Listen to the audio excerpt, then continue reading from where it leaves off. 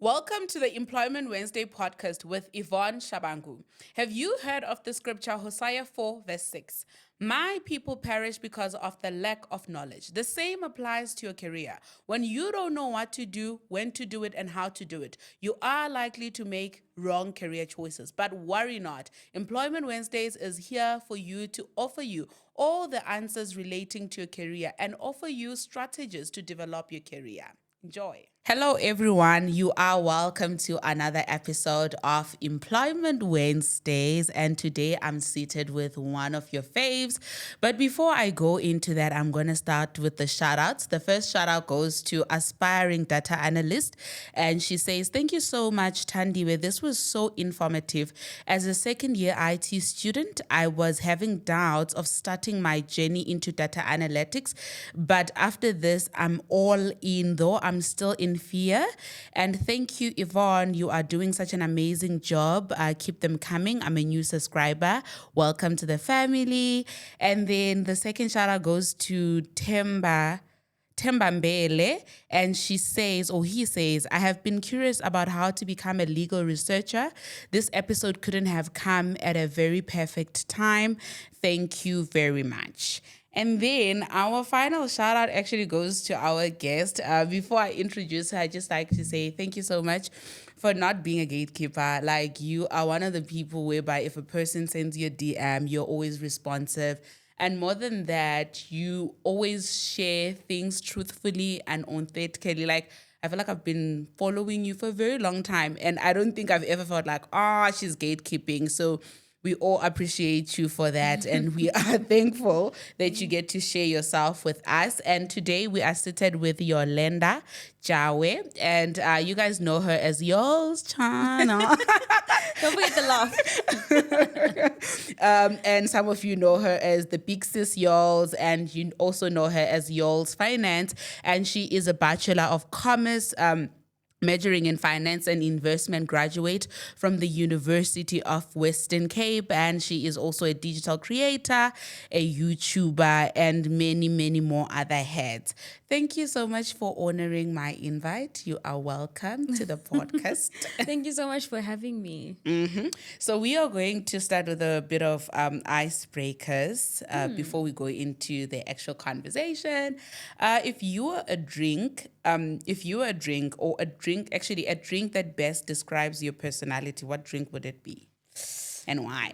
Ooh, that's a hard one because I'm a mocktail girl. Okay. So I mix my own little things. But if I had to make my own mocktail, like a taste of yours, it would definitely have a little bit of dry lemon. Okay. So something sour. Sometimes Okay. I'm a little too, you know? Yeah. And it would have a bit of sweetness, an Okay. elderflower, pomegranate, cordial, and some mint, just Okay. for that little, to give that mint, Yeah. little some zest there. And then in terms of tonic, just like a plain tonic or sparkling water. I think Okay. I'm bubbly.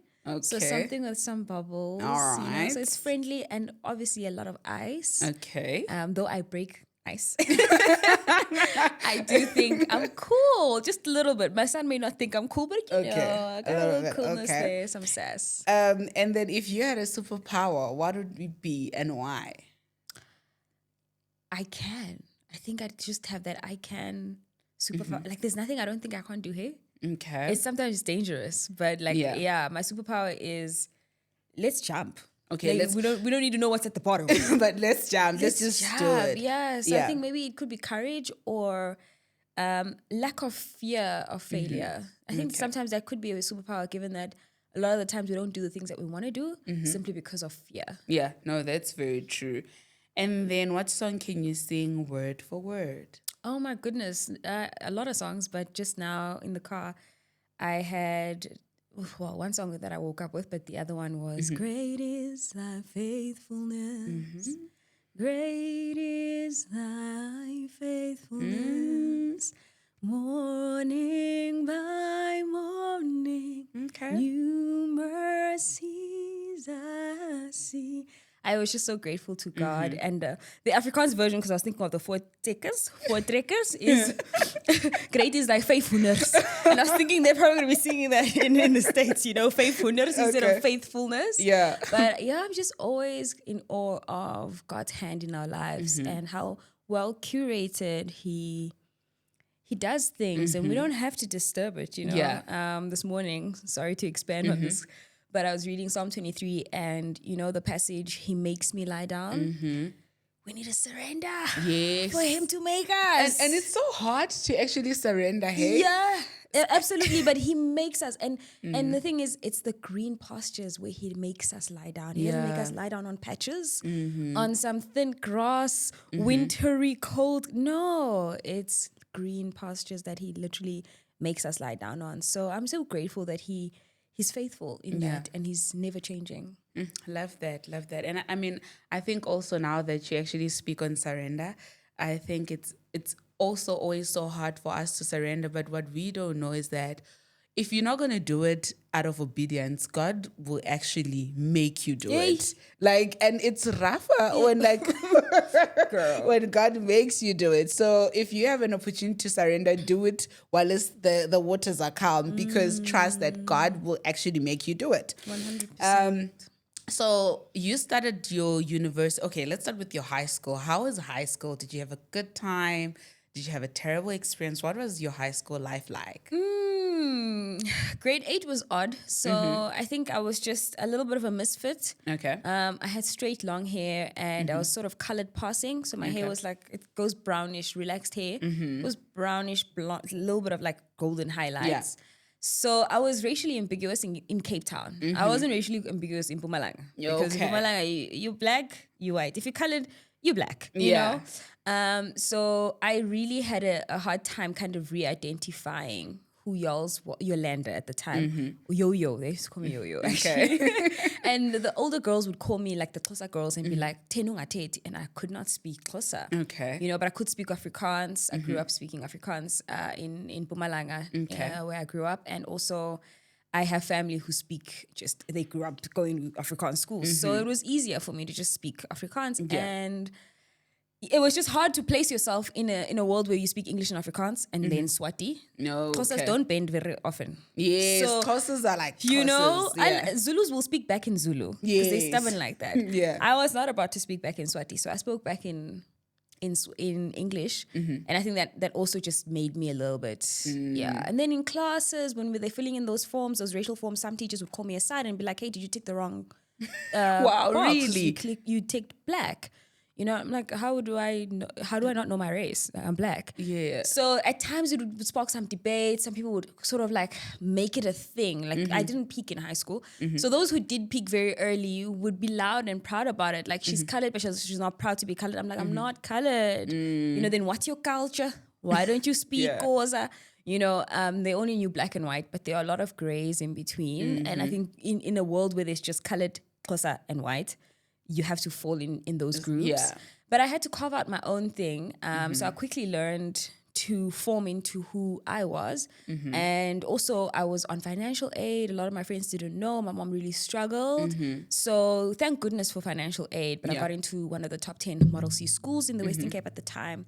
Nobody knew we were living in a shack. And all these kids were coming in they were being driven. But now I had to walk from the bus stop, Oh, man. Claremont Newlands all the way to Grooteskier High. And everything else was fine. It was what do they call them? A bilingual school. So 1 week is English, 1 week is Afrikaans assemblies. So that was fine. I was fine with both languages. And I think, eventually, grade 9, grade 10, prefect, head librarian, top 10, academic top 10. I just found my own. I was like, actually, I can't compete socially. Yeah. Can't compete wealth-wise. But your mind can. There's no limit to our studies, our intelligence, our imaginations, and nobody puts a cap on that. So I really honed in on that. I did a bit of sports, netball. I loved the camaraderie that comes with sports and being a teammate. And eventually I just formed my own little voice. I wasn't as loud at school, and I think part of that was just the whole always trying to fit in, you Yeah, know, belonging. but knowing that I can't. Like Yeah.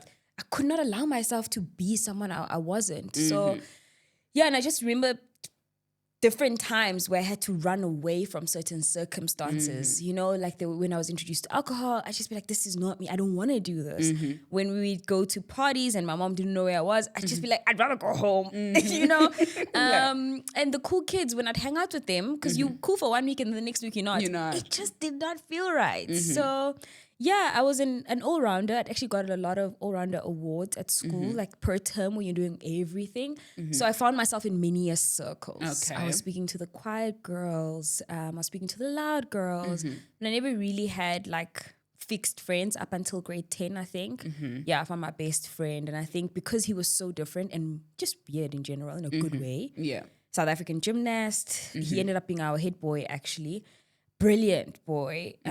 He helped me just like embrace this crazy and the quiet and the smart and like everything that I was like, that's okay. It's actually okay. So yeah, those are the parts that I really remember in high school, and I had a great time. Like I loved, like I say, the contrast. Of course, going home was hard. I remember one aunt said, you know, you live in a shack, but you're wearing a blazer. And I was just like, what does that mean? Like, I'm in high school. She's like, yeah, if I were your mom, I would have rather built you guys a house instead of take you to expensive schools. Sure. Little as she knows, mama is not even paying the school fees, you know? But the privilege to be in a school like that, like I was proud of that, you know? And for her, it was more the other way. It was more like a mockery. What are you doing? Because now when you think about it, I'm sure you've bought your parents a home, you've bought yourself a home.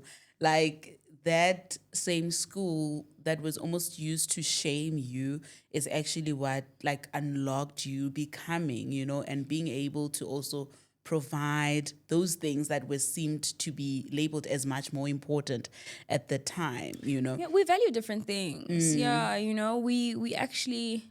Yeah, I got to learn that we just value different things. And I'm so grateful that my mom instilled a lot of like the academic values. So we would actually go to the library after school. We went, like we go back to Mfuleni. Mfuleni is a location, township, Sabu. Okay. In Cape Town. And yeah, like we found ourselves more in the library than any place else. So we were reading, and I think that helped us stay away like from knowing and understanding what was happening outside until, you know. It sheltered you and protected you from a lot of things. Up until grade 10. Then you find out,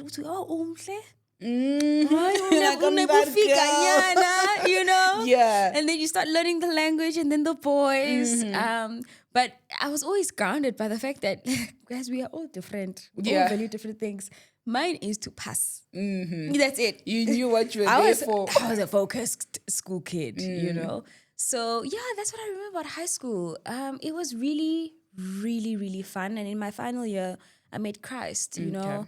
I had already met my husband at the time, but it was one of the pinnacle points where I needed to make a real strong decision on like, do I stick into a relationship where I get to know him or I get to know him? Pick a box. You know, pick a box. So yeah, he was like, I can't compete with God, Ulwazi. And I'm glad he did, because that allowed me the time and the chance to really get to know God without the confusion of the physical. Yeah. Could this be real? At 18, you literally, everything You're is saying the wilding. boy. Yes. You know, but again, it shielded me from so much. And I'm so grateful for that. But those are part of the high school highlights. Okay. I loved my high school, and yeah, was I naughty a little bit? Yeah. But as a group, I was always naughty with the group. If we're in detention, it's group detention. It's never you alone. Then my brother was actually the first black head boy of that school. So Wow, he was a year, interesting. he came a year after me. So that's one of my proudest moments as well. Like, I'm so proud of him. It's like, it feels like my story, because he started off as a delinquent. Grade 8 and grade 9, you know, I was literally the prefect who is at the door watching him in detention. Wow. Yeah, but he said, like, I'll be the head boy, don't worry. And by the time you made Changed. head boy, I'm sure you were so proud to say, yeah. He just switched. Grade 9, 10, He woke up. Or he just decided, let me do what I know. Okay. Let me focus a little bit, because it wasn't anything new, you know. And we mimic the things we see in the home. That is so true. So I guess that discipline was there. the values were set already. My mom really, she grilled that in so much that you just can't. I don't think my mom was surprised. Yeah, okay. She knew that at some point it has to stick in because I've been grilling it in. Yeah, and pray. Hey? Yeah. Speak to the spirit, man. No, I hear you. Yeah. So now I also want us to linger a bit before we go into your university life, right? There's a part where you say you used financial aid in high school and you lived in a shack and you went to a model C school. And you're seeing kids from these different homes, rich families and all of that. They driving, you have to walk, you have to use a bus, whatever that you had to do. Did it impact how did that impact you as a person? Did it fuel you to want to do better, or did it create some form of being envious? You know, it's such a hard question because I don't think envy would be the first feeling for me. It was embarrassment. I think like one moment I remember being dropped off by friends and I knocked at the house opposite us because I wasn't about to go walk into the shack. Wow. You know, and it was actually an RDP house, but it looked really nice outside. And I pretended to knock and then I said to my friend, Dad, you can go, I'm fine now. Wow. And I had to creep out. So didn't they open the door? No, thank goodness. I wasn't knocking for real. Can you imagine? Oh my goodness. And it was at night. So, you know, those minimal street lights, Elokshini, and I opened their gate. It was those small little gates with wires. Yeah. Softly. And then I was like, by the door. And then I did this. And then I just told my friend, I can go. I could not even shout it. Yeah. But I remember settling into that like embarrassment of like, oh my gosh, I know how big my friend's house is. Like I had just come back from her home. Yeah. I had done sleepovers. My mom was, it was safe at that time. Please don't do sleepovers now. My child is not allowed to do any of that. But I was very fortunate to have warm friends, you know, who didn't know about my home, but they were so welcoming with theirs. I went on holiday with some of my friends and their parents. Hey, now that I'm saying this, I'm like, yo, this generation, don't do that. Yes, now it's dangerous. It's very dangerous. But you know, we were safe and I'm so glad we were. There was nothing traumatic. But it was, one of my friends had an ensuite. Hey, you see these things and then a double story home, massive home, not too far from school. You're like, I have to get into a 3:30 bus. So you leave school 2:30 if you're not doing sports or 2 o'clock and you get home at 5. Non-negotiable. Yes, they leave 2:30, they're home at 3. Yo, what? yeah. That's with traffic, you know? Yeah. So those things, for me, I knew it was their parents' wealth. And also, I looked at them academically. Hey, it's so weird. I saw them with academic eyes. I was like, if you don't work hard, when so far, you know, but yeah, I think, envy wouldn't be it. But I think it just, for me, the mindset was, and I remember mom's words, you know, today's decisions determine tomorrow's outcomes, and your circumstances don't determine how far you can go. Yeah.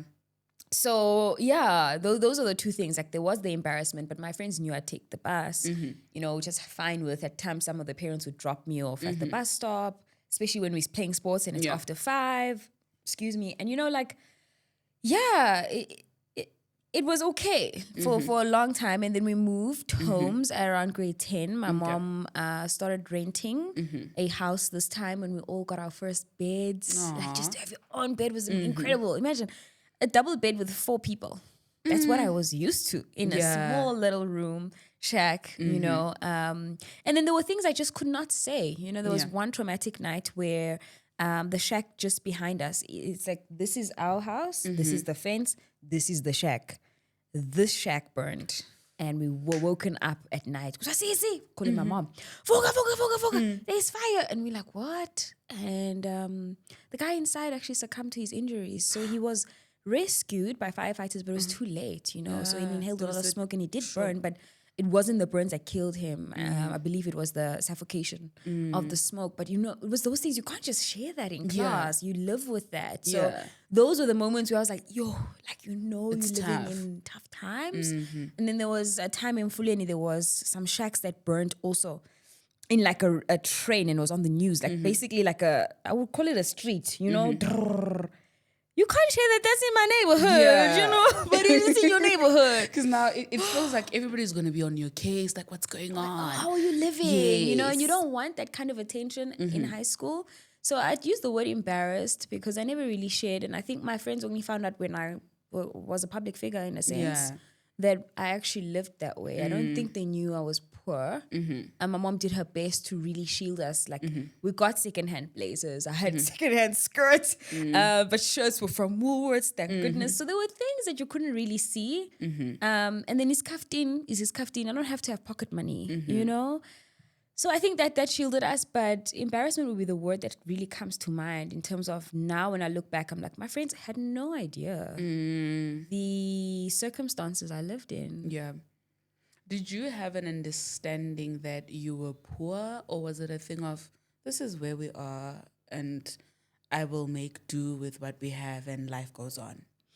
I had an understanding because we were coming from a home, like a house in Mpumalanga. But I think my mom had already kind of prepared me, you know, before, 'cause I'm the firstborn. Yeah. So before leaving Mpumalanga, she was like, you know, mom's going to leave dad. It's been an unhealthy relationship. And normal black family, you don't know as children. You don't hear your parents shouting or fighting or anything like that. And then she said, even if we live under a pipe, I think that analogy was just, it was just so Under far. a pipe. Hey, I was like, hold up, we'll leave a house. But I think that extremity made everything else better. So it's not a pipe, it's a shack. Yeah. And you can move it. Hey, we moved the shack, the 4 walls, from one backyard to another. Yeah. And then we also extended it at some point with a little kitchen. And you know how you get these kitchen suites? Yes. Yeah, like I lived without a fridge for so long. It's easy now when without power. I'm like, we'll defrost. But also, if we buy meat fresh, it can last for 2 days. Yeah. Actually, on the floor. It's cold. You know, but I know it's not the same. You know, I feel as though the 3 of us, myself, my sister, and my brother, we probably had all 3 different experiences, including my mom as well. So I knew we were struggling, but I knew it was a transition. And I see life as a journey. I think that's very obvious in my content. We're not static as human beings. Yeah. Things change. And when you are working, looking at progress, you know the change is progressive, right? So that's all I ever thought of. You move from that one place where my brother's sleeping on the floor, he can now join us on the bed, or we now have a little extension. He's now got a sponge, a better place to sleep, you know? And now we have the L portion of the shack, and oh my gosh, we have a little kitchen, our first fridge. Like for me, when I use the words progress is better than perfection, I think that's probably because I saw it. I lived that truth. In so many ways, and I saw it as moving forward rather than a failure or like poverty. And I think because also maybe we were polished in our speech, it does set you apart, so people do treat you a little bit more differently. Yes. And So they there is don't privilege think you're in poor. Yeah. Let's be honest. She's well spoken. She's smart. She's always clean. You know, even in spaces Mfuleni, Yes. whether it's church, whether it's the shops, there is that little bit of a better treatment, to be fair. Like all these kids that speak English, like they are treated a bit better than the locals, like fairly like speaking, And you know? it's still a thing. It's still Even a I think thing. in workspaces. Absolutely. A person that's well spoken and a person that's teka ring. The well-spoken person will be chosen even if they don't know anything. Like 100%. And the way you present yourself, yeah. for me, has never really been determined by where you come from. So I think that's why I also attracted friends that maybe they thought, same level. Yes. They thought that. For me, they are on the same level intellectually. Like I love intellectual conversations, regardless of anyone's background. Yeah. But maybe that's because of my background. Yeah. You know, and I wasn't embarrassed enough about my situation to be shy, to just be. And I think that's why I say like Ray, my high school best friend, he really helped me get out of like my shell and just be like, oh, this is me. Like today if I want to sing, I'm going to sing. You know, if I'm going to stand in front of the assembly and I have to do this whole speech in Afrikaans, we're going to do it. We're going to struggle together. Let's do it, you know? And the courage came from just, you are yours. You're not defined by the shack. Yeah. No, I love that. And then now you decide to apply. When did you decide on what you're going to study at university, and what were your influences at the time to say, okay, this is what I'm picking? So in high school, I did business, accounting, and biology. Love biology. That's the only reason I took it with me in grade 10. my mom was very kind of like straightforward about the CA degree. Yeah. So she's got a bachelor's in administration and my grandmother was a teacher. It's kind of really hard my grandfather was a principal. Okay. It's kind of hard to come from like an academic background. And also my grandmother and my grandfather were teachers and a principal during the apartheid times. Yeah. Those were hard times enough, but they were learned individuals. Yeah. What is the expectation here? Yeah, you also have From to be BA learned, like, you have to go higher. to like, it's still a business degree, it's still an administration degree, BCom. Now the level is CA. Yeah. So clear. It was just like dead clear. You're going to be a CA. But I didn't enjoy accounting. There were only 6 of us in our class. Wow. I mean, our school was pretty small. There were 24 of us in our whole like register class. But in accounting alone, there was only just 6 of us. So the pressure was high because the other 5 loved accounting. And then there's me. You had, okay. And I still applied, didn't get into UCT, got into UW's, become accounting, and so did my friend actually who was in our class. So 2 of us in that class, the rest were accepted by UCT and Stellenbosch, I believe. And I did it for a year and a half, but I was like, I don't want to be here. Every day, every lecture, it was so clear as day that the girl who had found her voice in high school is losing it. Yeah. My performance was also not cool at all. I was peaking in my first year, by the way. I was a popular girl. I was doing everything. Yes, like now you're known. I was not focused on school. There was Hectic 99 that kind of blew up on TV, and I got a lot of support from like Mpumalanga firstly, and then Cape Town, being a UWC. The only UWC student that was part of it. I think there might have been another. No, there was just me. Initially, there was top 10. There were 2 of us, Kuma and I, and then top 5. It was just me. So that really brought about a little bit of a fan base, I guess. And then I also made it for some Good Hope FM thing. It's a radio station in Cape Town, quite big. So I wasn't really focused on school. Yeah, I like mean, you I were say this to say, where's distracted. accounting here? People were just like, what are you studying? Like, I am everywhere. Like but now you're bigger than your studies. yeah, and I was part of the radio station at Varsity. They were the cool kids. There was no radio station that was active, but we hung out there all the time. You just chilled there. Yeah, we got promotion jobs there. We did everything else, but really study. Yeah. So my first year, I did okay, just passed. Going into my second year, my June exam, I knew I was not prepared. And thank goodness, I don't know how I passed all those modules. Yeah. I think I might have had a supplement, actually, stats. But I passed it. Thank goodness. Hey, I don't have a choice, actually. My mother back at home. So in June, I remember just crying frantically to my mom, either during or after exams, saying, I need to change. Something needs to change. I'm not living. I'm not fulfilled. And what I'm doing now, I'm doing it for you. Can I actually change to finance? And it was tug of war because obviously it's a debate. And did you actually want this? Were you just doing it for me? What do you actually want? And is finance going to be a thing that you want to do, or you're going to change your mind down the line? For me, it just made sense from an easier path. Can I finish it within the same time? Yeah. Can I take the modules that I have as credits and move them over? The answer was yes. So for me, book-wise, it made sense. And also the finance kids are looking like they're having fun. They're living life. Not from a popularity perspective, but just like they actually enjoy what they're doing. So I was able to change. July, in my second year, I joined the finance group. Excuse me. And yeah, they were amazing because I met the best of friends. I'm still friends with them today. Nice. They were focused. They were saved. We were all hallelujahing. We would pray over our books. We had a study group. You were equally yoked. Listen, study group, prayer group, all in one. Yeah. And that's where I realized my first A's. I'm talking distinctions all the way. Back and forth, back and forth. I'm just like, what is now happening? you had found your voice. Now she's back. She's alive. I'm and free. she's bending. And I'm learning with people who love learning the way I love learning. We learn study techniques. What works for me may not work for you. Yeah. So maybe if I had that in my first year of accounting, I may have had fun. I don't know. But I do believe that God does curate, our path. And he really sent the right people. I was frequenting the library more than I was that radio station. Yeah? Okay. Now things have changed. Yeah. 100%. So then I stuck it out. Finance and investments. I believe I would have graduated with cum laude had I actually started with finance. Yeah, because it was just A's, eh? Back and forth. Hey. Where I failed was economics, my first quarter of my second or third year. And I sat with that lecturer and he said, you need 98% in the exam. to get an A at the end of this semester. You got the 98? I was What? shocked. My brother actually checked my results at UCT because we were at home and we didn't have internet. Yeah.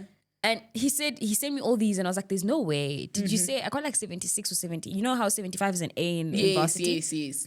And that was one of my lowest marks Yeah. for macroeconomics. And then I was like, "No, please double check this one." Yeah, He's like, check it. He took a screenshot. Wow. Because you had said, set your mind. God, I love what you done there, where you saw that you were failing and you actually went and sat with the lecturer. Because I think another thing we don't do for ourselves when we're in university, I don't know if it's a thing of we're afraid or what, but we don't go to our lecturers. A lot of the people don't consult. You find that my friends, honestly, all of them, they consulted. And I never heard of that term when I was in accounting. Yes. Go and consult. Who? Who are we consulting? Who are we and for consulting? what? Then they'd be like, let's find out if all three of us can go. You know, and I remember thinking, no, I'll go alone because I didn't tell them I got 35% for the first. You were hiding. I was because they were upset about 60%. Yeah. I was happy with that back in accounting. I was going to be fine with that with macroeconomics. But then I sat with him on my own and then I showed him the mark and he's like, yeah. And I'm like, I'm serious with him. I need an A. I said, listen, how do we bridge the gap between this 35 and an A? Yeah. And he literally did the calcs for me. He said, assignments would be this and this would be that. Assignment I needed 100%, by the way. This was a citrus paribus type of situation. All things equal. Yeah. So I don't know how I did it, but God did it, to be fair. Nice. And he really, really brought a community that wanted me to succeed. Yeah. And yeah, you know, a support system is so important and also knowledge. Yeah. Because I didn't know you could consult. Yes. Maybe that could have changed things in my CA program. But I'm happy that I did the finance thing. I'm so happy that I did the investment thing and I enjoyed it. Yeah. Because it made university so much fun. Yeah. So that was I love varsity. that. Do you think high school prepared you enough for what you came across in university, or were there any culture shocks? Did it prepare me enough? No. Not for the size of the books, not for the amount of studying and focus that's required, and not for the amount of independence you have. Ooh, you are very free. Yeah. There's no walls, you know. And I remember sharing this in a matric speech, talking about other matriculants. It wasn't my year, saying there's no more walls, there's no more safety, there's no more security. Kanti, I'm going to this no more Much walls. more. You know, it was a lot of liberty. And I wasn't prepared for that. You know, I'm really glad in terms of like peer pressure. I'm not a person who falls into it. Yeah. So there was tons of pressure, especially coming from like a popular group in first year. But I never fell for the things that they did after dark, particularly. You know, for me, it's like I have not studied. We've been hanging out the whole day. I gotta go study because I got my mom at the back of my head. Yeah. You know, so yeah. Even though I was scraping through accounting, I'm really glad that there were no real shocks besides the fact that you're on your own here and you determine how far you get. This is the springboard. If you jump and you jump high enough, that's what's going to determine how far you go. Yeah. So basically, the whole saying that a lot of teachers liked using, the ball is in your court. Oh, 100%. Yeah, that's what happens in university. Okay, you transfer into majoring in finance and investments, right? Did you know your available options? Like, what was the plan now that you've changed? You can't be CA, SA. Now you've changed. Did you have a plan? Did you know available career options? And what was the process like starting to apply for those opportunities? I had great friends once again. Oh man, Environment matters. Your environment absolutely matters. They were talking about these things like it's tomorrow. Yeah. You know, we would study like we are about to enter a workplace. So we would present as if we are in front of a boardroom. Yeah. So where is this boardroom session happening? Is it at a bank? Is it at an investment firm? Is it at a McKinsey? We were speaking these things literally into existence. It was so crazy because you could see yourself going and analyzing strat was one of my also favorite modules because it makes you analyze a business or analyze a scenario, a business problem, and look at it from the aspect of, you know, you as a consultant or you as an employee of McKinsey or whatever the case may be. So we would literally study that way and use investment terms or use finance terms to see, do we know the definitions? Yes. But we have the setting in mind. So it made it was like we can see it. And when you can see something, your mind helps you and your feet will follow. Like when your mind can get there, don't worry about the how. Yes. Your feet will follow. Yeah. So I really believe that, and they really made me understand that my imagination is limitless. Yeah. So go for it, whatever. So I remember learning about Standard Chartered Bank, applied. One of my first, because in your final year, these banks do come to university. Okay. They do presentations, all types of businesses, in fact. But these major corporations, even your Deloittes, you can still apply finance and investments. So I understood that you're not there working with all CAs. CAs need a CFO, Chief Financial Officer, which is an avenue that I could have taken. Excuse me, a Chief Investment Officer, an investment analyst, a lending analyst. There were so many job titles using my degree that for me it was like, why didn't I know about this before? Yes, why didn't I know about it? Yeah. So but it was, I thank God for leading me to the people that he did, because they helped me see it for what it was. And sometimes maybe the thing that's blocking us from school sometimes academically is that we understand the theory, not the practical side of it. And they made it so practical. I could see myself walking into an office, greeting my colleagues. Yeah. Calling a receptionist. Yes. So, and sometimes we limit these things to what generations? Queen. It doesn't end there. Yeah, it doesn't end there. It's just the beginning. That's just the taste, but walk it, see it, and you will live it. Yeah. Love that. So now then you started applying for these opportunities. Was it easy for you to finally secure the opportunity that kickstarts your career? Yes and no. Okay. So Unpack that. in September of our final year, we start applying everywhere, right? And we have all these presentations from these different corporations. And I want to go into Standard Chartered Bank because it's been 2 years or something in China. Yeah. I'm like, travel, get out of the country. Yeah. I would love to travel, not on my account, someone else's, and I apply, I get rejected. And I'm like, right, let me email the same lady who did this presentation. What happened here? Yeah. Basically, she was like, there are a lot of applicants. Other people made it. You didn't. I was like, you're not even to the first round. Yeah. Let me get into the room. Yeah. Tell me what I did wrong. Enter the space. Yeah. And then I applied to just, I guess, normal investment houses. Your mercantile, is it mercantile bank? Yeah. All the banks, all the investment firms, and I waited and I waited and I waited. September, October, November. December, I'm in a call center, and I've worked since I was 17. So every vacation, I'm doing something. Yeah, if it's not shadowing, even with my media dreams, I was like, let's go to the SABC, let's shadow there. I came up here to Johannesburg. I was coming from Cape Town. Did that for holidays that same year, actually, my final year. And then at the end of the year, I applied at Amazon call center, which is massive, and you can make a lot of money. In December alone, I wasn't really a holidays person. I say now, but now I am, because I feel like I missed out. Now I'm like, actually, You're no, you should have. You should have, Yeah. That's part of your teenagehood and 20s, early 20s that you should have taken advantage of. So I get a call and they're like, we've got your CV. It's December, my guy. Week before Christmas. It's giving. What is this real or not? Yeah.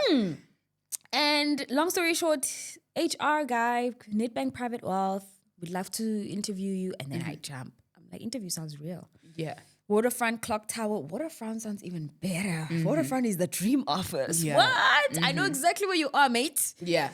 Tell me when and where. And I had my first interview. Second interview was basically concluding. And January, we got an opportunity to go to the Eastern Cape with the rugby boys, because they're still part of my varsity, cool kids. Okay. Went to the Eastern Cape, and when we were there at Fort Hare University, the boys were basically, you get a free trip. The same bus that takes the boys, they'll sort you out with accommodation and food. Oh, nice. You're still a student mind. Yes. Free food, free accommodation, free trip across the borders. It's a border. Yes. Western Cape, Eastern Cape, it's a border. And I remember being in the bus when I got the call saying, hey, how are you? Well, you got the job. Here's your offer. And on the phone, he's talking numbers. He's like, your annual package is 235,000. I'm like, 235, what's that? 235,000 rand, which will mean your take home is 19 don, or your gross. And then they just take out tax, no other benefits, because you're a graduate program. Yes. just like, I was bamboozled. I'm You're still like, at Amazon. yeah. I still got to serve like a few more days. And I'm like, when do I start? They're like 1st of Feb. Hallelujah. Thank God. So there was no real gap. Most of my friends got employed later in that year, but we all got employment. And I was really fortunate to find myself in a space again where I could learn. I didn't know private wealth existed. Yeah. And this was my introduction to the ultra wealthy, the top. The Mutsepes were banking with these people, private bankers, you know. And I was part of the vehicle asset finance team. The only person, I say team. I was a product manager. Okay. And I just got bored approving VAF deals, VAF, vehicle asset financing, where somebody basically says, I want this Lamborghini. I do have the cash, but I'd rather get it using debt. Yeah. Primeless. Can I negotiate primeless 4%? Hey, like ridiculous. Ridiculous interest rates. And the bank says, yeah. Forget what my MFC, what my No, we're working with the top tier. So I got really tired of just like, that's all I did, approving and then working through these systems, basically like a Basel system, but basically it's like it basically calculates if this is doable given this person's net worth. And then I moved over to sales because I wanted to see people. Yeah. So I applied within my graduate program. Again, I can. You're not supposed to leave graduate programs in between, right? Yeah. I'm not going to graduate as a graduate. I'm already a graduate. Applied for a sales position. Quickest interview. The second one was the quickest in my life. 15 minutes and he shook my hand. He's like, you're hired. Wow. Negotiated the salary. And yeah, so within my first year, my salary jumped. Thank goodness. And again, you just learn like, oh, wait, my salary can do that? Yeah. You know? So yeah, that's how I found myself in property finance. And suddenly now I could see the asset. It wasn't just about the numbers and talking, you know, the balance sheet. We are seeing the actual asset. We're going out. We're looking at property. We're knocking to see, this is the asset we actually selling. The transaction is off the back of this. This is the security, you know, the surety, all of those things. So it was, I love learning. Yeah. So it was just one of those where, I enjoyed it up until I didn't enjoy it. Yeah. So you you go into this banking space and finance, and as much as you loved it in uni, I guess it's what inspires the work that you do now, you know, where you share financial education and etc. Why do you think it's important for graduates to be financially literate? That's the first question. Then the second one, why is it so important to negotiate your income before you accept the offer? And how do I negotiate without devaluing or overvaluing myself? Ooh, as those are loaded 3 questions. The first one, financial literacy is absolutely necessary because you already are financially literate in some way or another. Yeah. Financial literacy starts at home. Most of us are more acquainted with debt conversations. Conversations around akuna mali. Yes. That too is a level of financial literacy. 2, there's 5 rand today for pocket money. There's 10 rand tomorrow. Yeah. You determine the level of financial literacy you want to have, and I do believe you should have the optimal. If you can have it all, take it because most of it is free. It's readily available, and most people lack financial management skills purely because they don't know the basics of finance, you know? So we can all be high earners, but not all of us will be wealthy purely because of that gap. Yeah. You can earn a lot. I worked with people in the bank. Day 10, after our salaries, they're borrowing money. They work with money, but they're not financially literate. Yeah. So you need I teach my son about interest. He knows what the bank charges when you borrow from the bank. He also knows what you earn when you invest. So that's so important because then you understand that growth needs to take place. The difference is the growth. Yeah. And again, there's no growth without learning. Yeah, that's true. So negotiating, I think it's absolutely important to negotiate. In terms of your worth, know what you bring to the table. Yeah. So when it comes to property finance, I wanted to speak and I understood the role. Read the description. They needed somebody who was people skilled. And I was young and black. So for me, it was like I'm going into a culture where they're all UCT students. I'm going to be the only black person in a team. I can speak. So in the interview, I literally spoke to the people skilled y'alls and the ability to understand a room. Yeah. You know, I used the term, get me in a room with 20 people and I'll come out with 20 business cards. So I understood what I can actually do and I put value on that. Yeah. So I didn't want to be paid like any other lending analyst. I was coming in with the mindset that I want to grow into a relationship manager. Take me to the meetings, take me to the people. Allow me to show you what I can actually do with what comes naturally to me. So that's the price, you know. In terms of overvaluing it, I play around 10. It has to be above 10. Where's inflation? Yeah. Put a mark up to that. And if I can, I'll push it up to 30. Okay. If I can. But I'm okay with the back and forth. They say a good negotiation is when both parties feel screwed. Yeah. You leave there feeling like, I lost a little bit. You know, it doesn't have to be 30. Yeah. But it can be 20 or 15.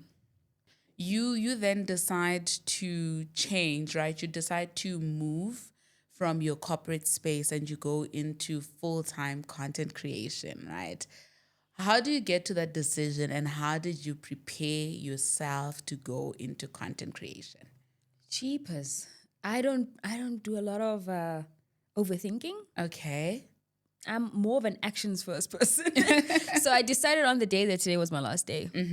I knew months ahead of time that there's going to come a day where you leave. Yeah. So in terms of preparation, one could say opportunity met timing, met purpose when I put up my first video on YouTube. Yeah. And my hair video that didn't really blow up, but it blew up and changed my life. It blew up enough to change my life. Yeah. It's still got like 12,000 views right now.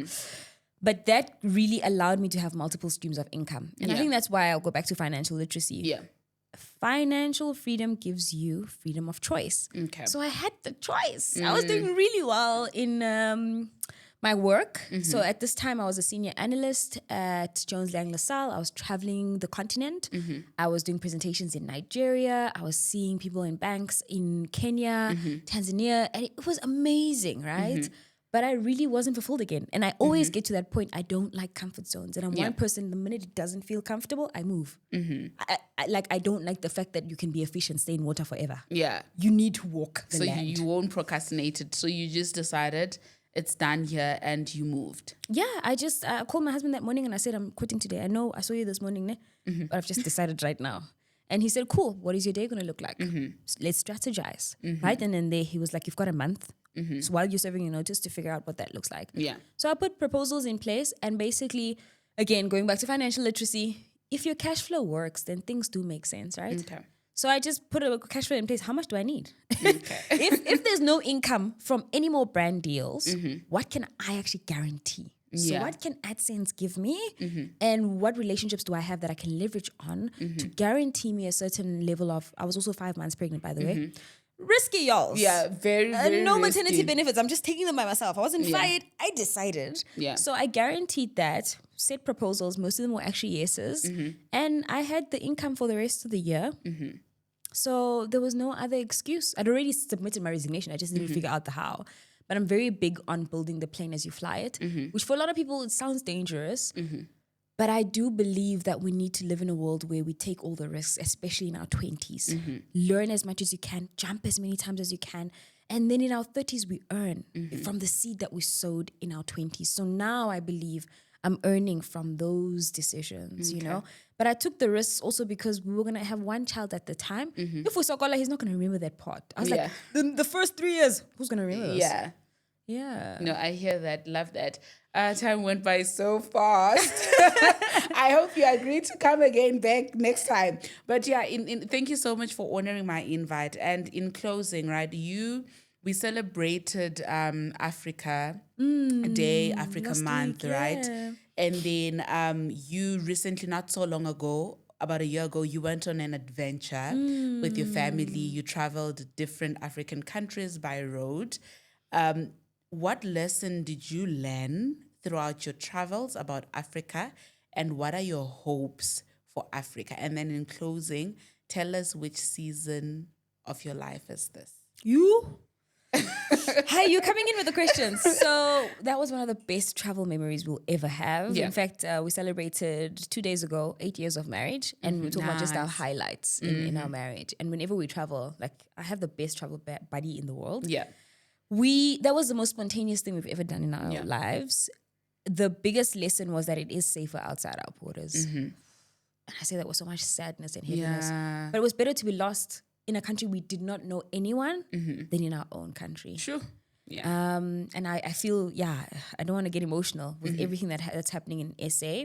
But yeah, that was one of the biggest lessons. People are kinder. People seek kindness and they give kindness outside of our borders. And a lot of the times it hurts my feelings when we say we're South Africans. They almost shield away and they're scared because of the way we've treated a lot of foreigners. My grandfather is technically Mozambican, because his dad moved here and then he was born here, but Mozambican downline. And I think for me, I've always just been open to traveling all the time. Get out, go and see the world. Yeah. And when you get to a place where they're so welcoming and you see how they are treated by, especially Black people, I've been in enough circles where I hear how we speak about foreigners, and it hurts me to have seen the level of kindness we received outside our borders. What do I hope for Africa? That we remove our borders, because I don't think we are the ones who put them there in the first place.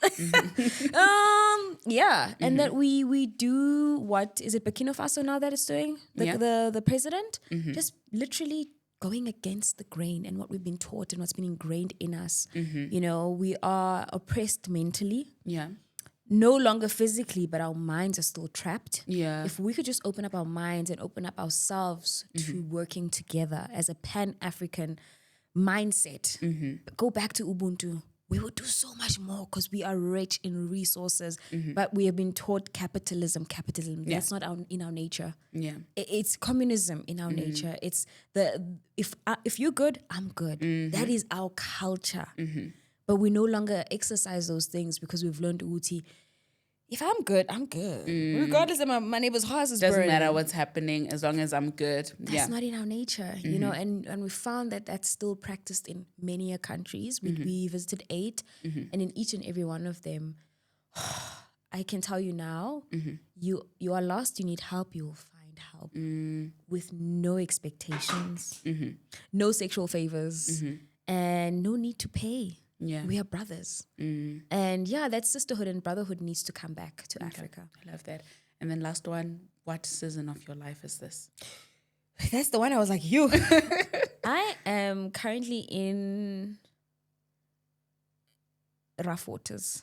Okay. To be quite honest. I am just trusting God. Yeah. Thank goodness I'm not alone in the ship. In this boat, I feel like Christ is sleeping. Wake him up. I'm not going to wake him up. That's a temptation. The temptation is to wake him. Okay. But I need to understand that he's God. And like that song I sang earlier, you know, it says wintertime, springtime, and harvest.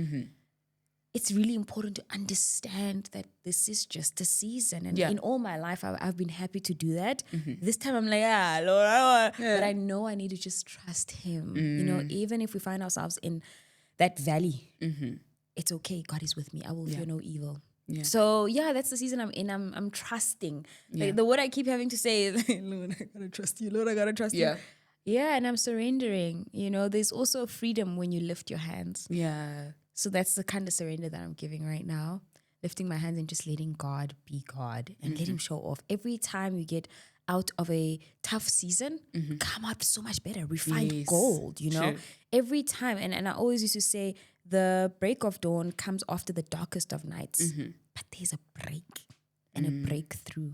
Yeah. So I'm excited for that breakthrough. I'm always excited. After the 7th day, the 8th means new beginnings. Yeah. So maybe I'm at that 7th day. Yes. Who knows? I can't see right now. But it's tough you never know.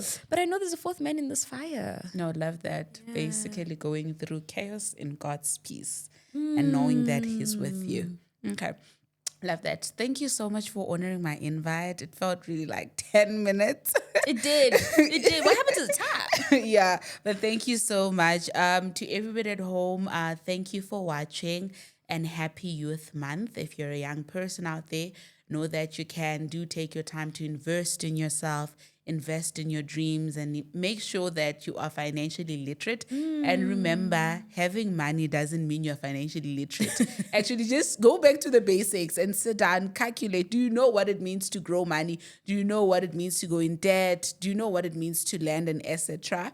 Happy Youth Month. Happy Employment Wednesdays. And don't forget to use the thank you option, guys. Like, if you want this podcast to come back next season, thank you options and memberships. Thank you.